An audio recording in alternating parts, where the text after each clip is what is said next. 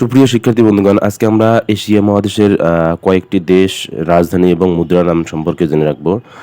প্রথমে হচ্ছে ইয়েমেনের রাজধানী হচ্ছে সানা, মুদ্রা হচ্ছে রিয়াল। ভিয়েতনামের রাজধানী হচ্ছে হ্যানয়, মুদ্রা হচ্ছে ডং। উজবেকিস্তানের হচ্ছে রাজধানী হচ্ছে তাশখন্ড, মুদ্রা হচ্ছে সোম। তুর্কমেনিস্তান হচ্ছে আশাকবাদ, মুদ্রা হচ্ছে মানাত। সংযুক্ত আরব আমিরাতের রাজধানী হচ্ছে আবুধাবি, মুদ্রা হচ্ছে দিরহাম। আহ, থাইল্যান্ডের রাজধানী হচ্ছে ব্যাংকক, মুদ্রা হচ্ছে বাত। তুরস্কের রাজধানী হচ্ছে আঙ্কারা, মুদ্রা হচ্ছে লিরা। সিরিয়ার রাজধানী হচ্ছে দামেস্কো, মুদ্রা হচ্ছে পাউন্ড। সিঙ্গাপুরের রাজধানী হচ্ছে সিঙ্গাপুর সিটি, মুদ্রা হচ্ছে ডলার।